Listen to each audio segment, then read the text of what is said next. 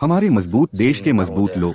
нашої आज сильної मैंने फिर України देखा сьогодні कि हम прикрили वैचारिक रूप से रूसी знову і संघ знову से कितनी दूर переконують, हैं। наскільки далеко कल्पना ми від कीजिए कि वे रूसी Російської पत्रकारों के साथ Федерації मेरे у вигляді साक्षात्कार के कारण промислів मास्को में भयभीत थे, перелишилися जो через सच рік बोलने का जोखिम російським उठा सकते हैं। журналістам, тим із них, хто जब पत्रकार हमारे може साक्षात्कार को дозволити प्रकाशित करने की собі तैयारी कर रहे говорити थे, правду. हमने Коли आज दोपहर журналісти उनसे вже बात की और готувалися रूसी до सेंसरशिप публікації एजेंसी ने इन पत्रकारों को धमकाना शुरू कर दिया। сьогодні в день उन्होंने लिखा कि російські उन्होंने इस журналісти बातचीत को вийшли з प्रकाशित того. नहीं करने की मांग की। यह Так हास्यास्पद написано, होगा अगर यह вимагають इतना दुखद повністю नहीं था। публікації उन्होंने розмов. अपने राज्य में Це बोलने було की स्वतंत्रता को безпечно, नष्ट कर було दिया би और पड़ोसी трагічно. राज्य को Інші नष्ट करने की заводи कोशिश в की। своїй державі वे कई намагаються पत्रकारों के साथ зруйнувати сусідню अपेक्षाकृत कम बातचीत से डरते हुए खुद को зображають वैश्विक себе खिलाड़ियों के रूप में глобальним चित्रित करते гравцем, हैं। а самі при цьому бояться खैर, अगर до ऐसी такого कोई प्रतिक्रिया है кількох तो हम सब कुछ журналістів. ठीक कर रहे हैं, Що ж, तो वे नर्वस हैं। якщо така реакція, значить जाहिर है все правильно उन्होंने देखा робимо. है कि उनके नागरिकों के Значить, पास вони अपने нервують. देश की Мабуть, स्थिति के बारे में побачили, अधिक से що अधिक в प्रश्न हैं। громадян виникає дедалі इसके більше बजाय питань हमारे стосовно पसंदीदा прав यूक्रेनी людини. टीवी लोगों के साथ मेरी बातचीत सबसे अधिक विपरीत है। मैंने जूम पर एक सम्मेलन आयोजित किया जिसमें हमारे लगभग 500 मीडिया आंकड़े हैं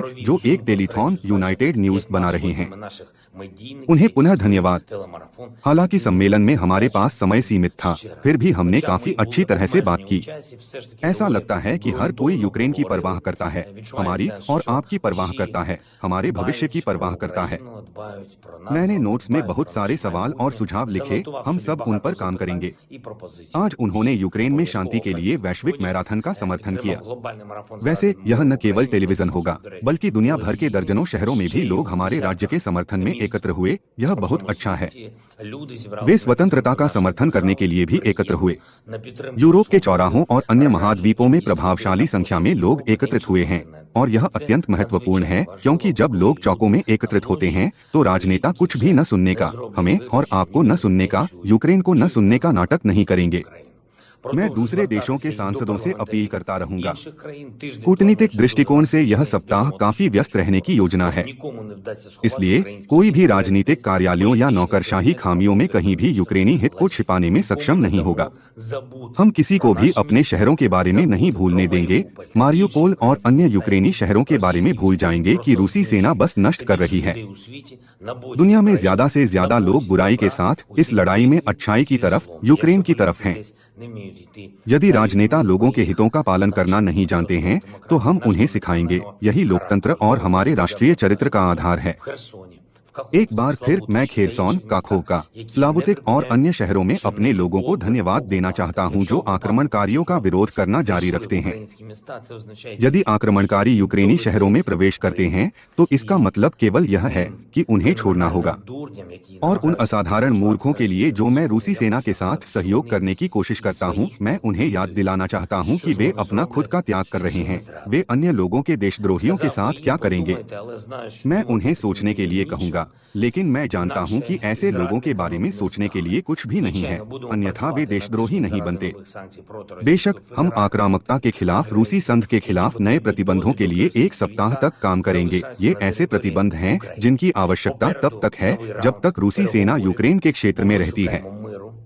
वार्ता का एक नया दौर आगे है, क्योंकि हम शांति की तलाश कर रहे हैं और बिना देर किए। जैसा कि मुझे बताया गया था, तुर्की में पहले से ही मिलने का अवसर और आवश्यकता है। यह बुरा नहीं है। आइए परिणाम देखें। वार्ता में हमारी प्राथमिकताओं को जाना जाता है। संप्रभुता, यूक्रेन की क्षेत्रीय अखंडता, इसमें कोई संदेह नहीं है।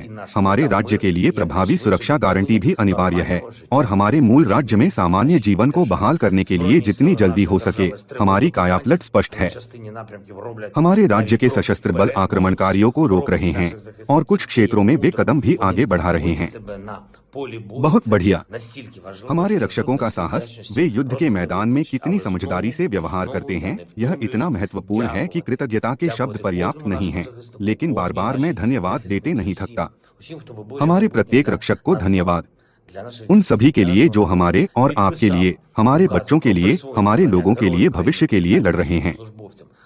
मैंने यूक्रेन के सशस्त्र बलों के 15 सैनिकों को यूक्रेन के हीरो की उपाधि प्रदान करने वाले फरमानों पर हस्ताक्षर किए, जिनमें से 3 मरणोपरांत थे। साथ ही यूक्रेन के सशस्त्र बलों के 142 सैनिकों और यूक्रेन के राज्य संरक्षण विभाग के 5 सैनिकों को राज्य पुरस्कार देने का फरमान।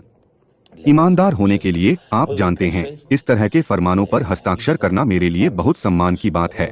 Вічна пам'ять. हमारे सभी नायकों को शाश्वत स्मृति, उन सभी को शाश्वत स्मृति जिन्होंने यूक्रेन के लिए अपना जीवन दिया, हमारे और आपके लिए। Вам. आप सभी की जय, हमारे सभी नायकों की जय, यूक्रेन की महिमा।